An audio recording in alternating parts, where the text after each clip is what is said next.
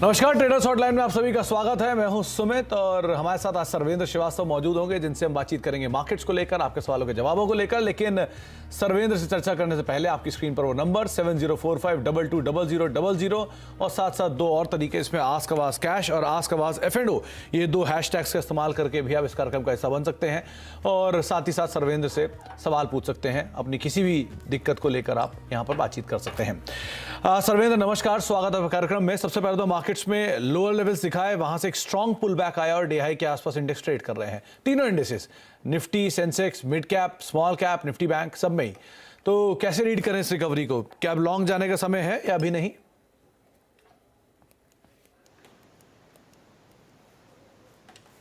सर्वेंद्र, आपका audio unmute करें please. जी, बहुत बहुत नमस्कार। देखिए, यहाँ पे क्या है कि अब वेट एंड वॉच की पॉलिसी है। ये जो 3 दिन में जो 300 पॉइंट, पहले 400 पॉइंट गैप डाउन, फिर 200 पॉइंट गैप अप, फिर आज ये 200-250 पॉइंट गैप डाउन, ये 700-800 पॉइंट निफ्टी खाली गैपों में चल गया है। ऐसे बड़े रेयर ओकेजन होते हैं कि 3 दिन में इतने सारे गैप आ जाएं। अब तो स्थिति ऐसी हो गई है कि दोनों बाजू कट गए हैं। स्टॉप लॉस तेजी के भी, मंदी के भी। हमने भी सोचा था कि बाउंस बैक में बेचेंगे और देखिए जो बंद आया परसों, उसमें आप देखिए इतना शार्प पुल बैक था और आज वही गैप डाउन आ गया। तो एक विप्सो, जो उसको बोलते हैं, एक विप्सो लग गया आपके शॉर्ट के स्टॉप्स पे भी और पहले लॉन्ग वालों को लग गया था। तो ऐसे माहौल में एक बार मैं इस हफ्ते में वेट एंड वॉच की पॉलिसी रखना चाहूंगा, क्योंकि जिस तरह की चॉपीनेस है इसमें जबरदस्ती कुछ करके अभी मतलब नहीं है। जब तक एक क्लियर कट ट्रेंड नहीं इमर्ज हो जाए तब तक आई थिंक निफ्टी मैं अवॉइड करना चाहूंगा नेक्स्ट 1-2 दिन एटलीस्ट। अच्छा, तो आप इंडेक्स को अवॉइड करिए जब तक कोई क्लियर कट ट्रेंड आपको ना मिल जाए, तब तक के लिए यही रणनीति रहेगी। दिल्ली से हमारे पहले दर्शक मौजूद हैं, विजय जी, बातचीत करने के लिए। विजय जी नमस्कार, सवाल पूछिए। नमस्कार जी। नमस्कार विजय जी, सवाल पूछिए विजय जी। सर, मेरे पास HCL टेक है 700 1030 के रेट का जी, और नजरिया क्या है आपका इसमें विजय जी? कितना समय और दे सकते हैं? नजरिया तो ये है सर, बगैर प्रॉफिट के तो निकलना नहीं है। चलिए, बढ़िया रणनीति है वैसे ये। क्या करना चाहिए इन्हें सर्वेंद्र? HCL टेक 700 शेयर 1030 पे खरीदारी है।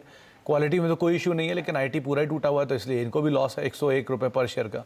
जब तक प्रॉफिट नहीं होंगे तब तक निकलेंगे नहीं, तो क्या करना है? नहीं, ये तो सही बात नहीं रहेगी। हर स्टॉक पे ये नहीं कर सकते, बट HCL के केस में ऐसा बोल रहे हैं तो एक बार प्रोबेबिलिटी वाइज पॉसिबल है कि भाई आप नीचे एवरेजिंग करके और हमेशा प्रॉफिट पे निकलने की कोशिश करेंगे, डॉलर कॉस्ट एवरेजिंग करेंगे। अच्छे शेयरों में आप ये कर सकते हैं, बट यही स्टेटमेंट आप किसी मिड कैप या बी ग्रुप स्टॉक के लिए लेंगे तो कई बार बहुत वेल्थ डिस्ट्रक्शन भी हो सकता है। तो यस, क्वालिटी नाम में है तो आप ऐसी सोच रख सकते हैं। मैं कहता हूं हमेशा अच्छी नहीं रहती, बट इन सम केसेस आप रख सकते हैं, क्योंकि देखिए ऑलरेडी एक मल्टी मंथ करेक्शन यहाँ पे ऑलरेडी IT स्टॉक्स में हो चुका है। तो अब मेरा थॉट यही था। वैसे तो मुझे लगता था कि ये सेक्टर रुपये के साथ बहुत अच्छा परफॉर्म करेगा, बट किया नहीं।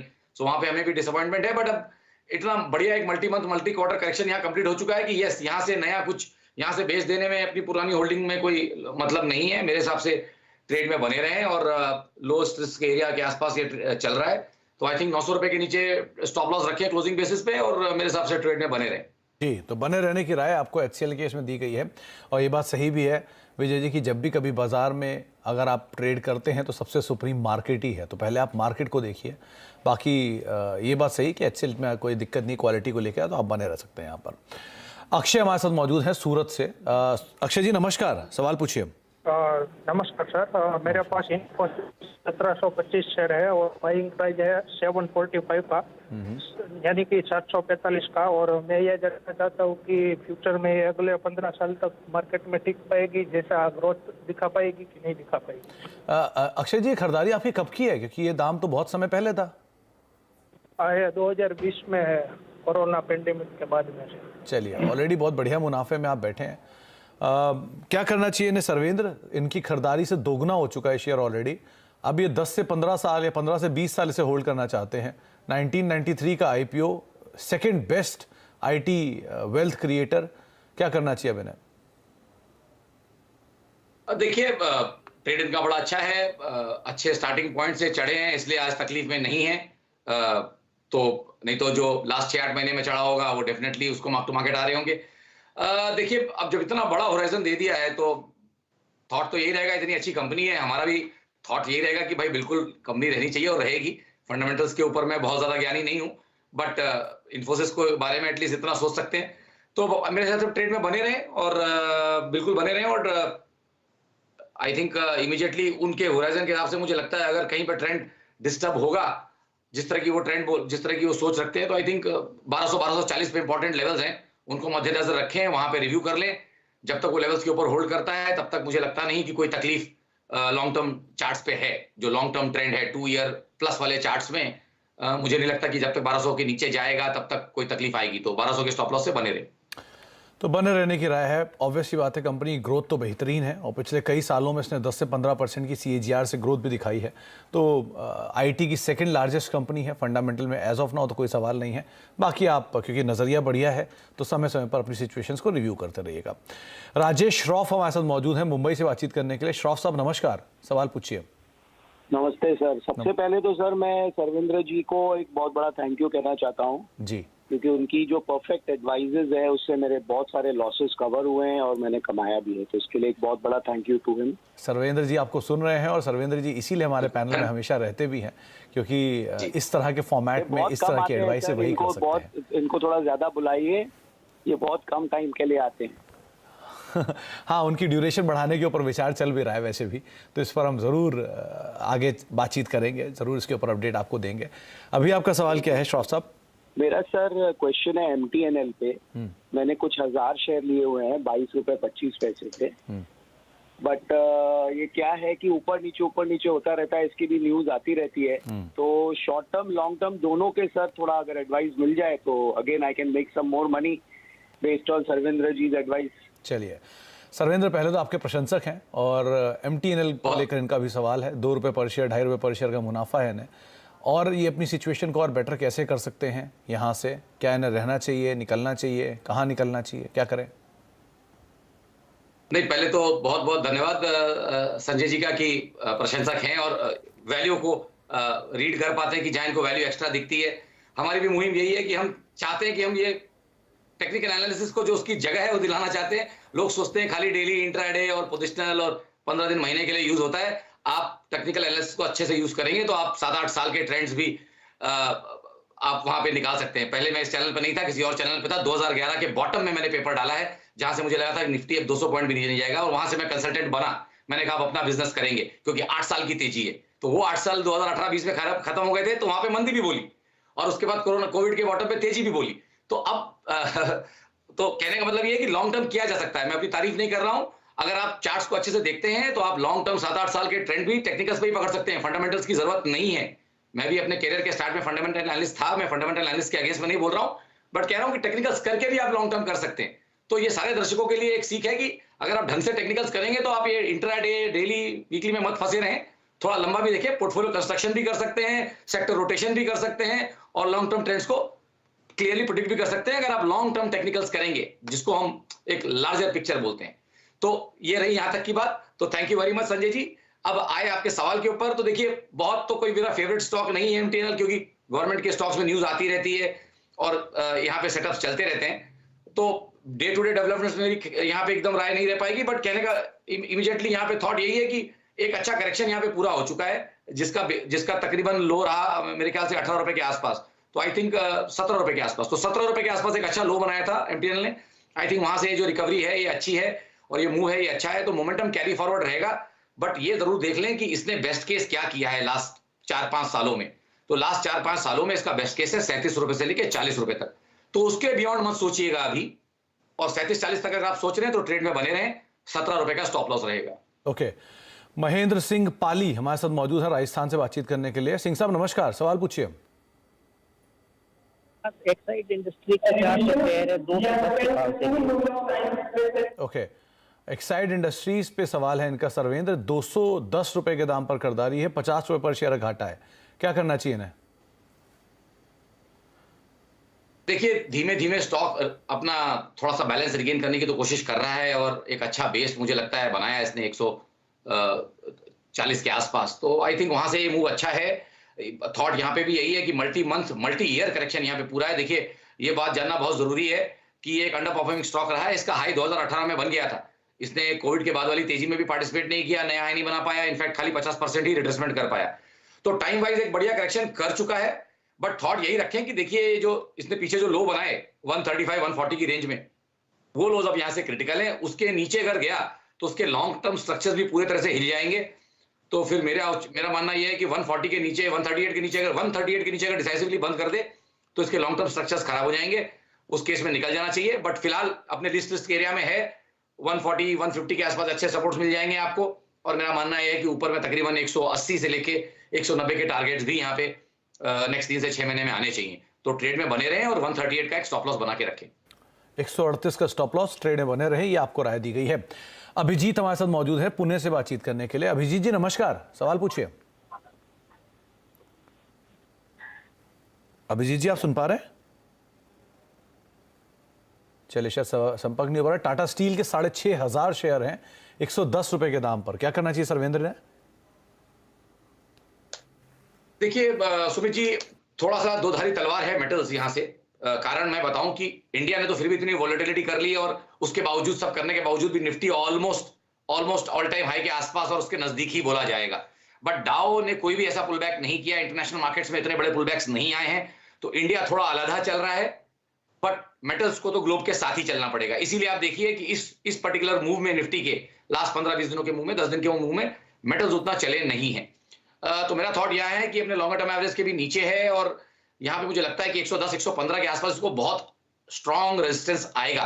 तो मुझे अभी यहां से बहुत ज्यादा ट्रैक्शन ऊपर का नहीं लग रहा है। बेस्ट केस मैंने जैसे बोला, मे बी 115 तक गया तो गया, बाकी नीचे में मुझे लगता है कि 85 रुपए से लेकर 90 रुपए तक के टारगेट्स पेंडिंग है यहाँ पे। तो अगर ट्रेड करना चाहें, ट्रेड के अंदर ट्रेड करना चाहें और एक बार दलेरीज को छोड़ के दोबारा लेना चाहें, तो मेरे ख्याल से इनके 20 रुपए यहाँ पे बन सकते हैं 10 रुपए के स्टॉप लॉस से। और अगर वो नहीं करना चाहें तो जो ट्रेड है उसमें बने रहे। तो बने रहने की राय आपके लिए दी गई है या फिर रणनीति बताई गई है, आप उसके हिसाब से काम कर सकते हैं। अच्छा, कुछ सवाल सोशल मीडिया के जरिए भी आ रहे हैं। एक नईम वहोरा साहब का सवाल है, इनके पास जेएसडब्ल्यू इस्पात के शेयर हैं, 34 रुपए पे इन्होंने खरीदारी की थी, इसका मर्जर हो रहा है जेएसडब्ल्यू स्टील से, क्या करना चाहिए इसमें सर्वेंद्र? देखिए कॉर्पोरेट एक्शन वाला जब चीज आ जाती है सर, तो फिर थोड़ा सा मुश्किल हो जाती है बोलने के लिए। मेरे हिसाब से तो जो आ रहा है इनको रेशियोज आएंगे, या तो यहाँ पे अगर इनको लगता है तो मेरे हिसाब से बेच के निकल जाएं, और नहीं तो कॉर्पोरेट एक्शन के तक खड़े रहें और जो भी कॉर्पोरेट एक्शन हो उसमें जो शेयर्स मिले उनको ले लें। अच्छा, एक सवाल सुधाकर जी ने पूछा है, इनके पास बजाज फिनसर्व के 15,290 पे कुछ शेयर हैं और 6,410 पे बजाज फिनेंस के शेयर हैं, क्या ये 5 साल के लिए होल्ड कर सकते हैं? देखिए फाइनेंशियल्स तो बहुत हाई बीटा सेक्टर है। मैं अभी फिलहाल इनको एकदम इसमें बोलता हूं कि पहले अगर राय लेनी है तो इसको इस तरह के स्टॉक्स जो हाई बीटा होते हैं उनको एवरी क्वार्टर, एवरी 6 मंथ्स इनको रिव्यू करते रहना पड़ेगा। तो मैं एक साथ यहाँ 5 साल की राय नहीं दे पाऊंगा फिलहाल, क्योंकि इसके कुछ सेटअप्स वैसे मुझे दिख रहे हैं जहां पे अभी वो उतनी क्लैरिटी नहीं है। बट मैं इनको डेफिनेटली 3-6 महीने का व्यू देता हूं। बजाज फिनसर्व में मुझे लगता है कि 16,200 के आसपास बहुत अच्छे सपोर्ट्स पीछे रहे। अब ये जो पुल बैक चल रहा है उसमें आई थिंक इमीडिएट अगर मैं देखूं तो उतना अच्छा स्टॉप लॉस नहीं है, बट लेवल्स वो भी अच्छे हैं और वो लेवल्स हैं तकरीबन 16,900 के आसपास। तो 16,850 का स्टॉप लॉस से मेरे हिसाब से बजाज फिनसर्व में तो इनको बने रहना चाहिए। थोड़ा हाई बीटा है तो इसलिए आपको थोड़ा सा वाइड लगेगा स्टॉप लॉस, बट मैंने बिल्कुल आई थिंक 3%, 3.5% के रेंज में स्टॉप लॉस दिया है इनको। तो 16,850 के स्टॉप लॉस से बजाज फिनसर्व में बने रहें। जहां तक रही बजाज फाइनेंस की बात, वहां पे भी मैं इनको लेवल्स दे देता हूं।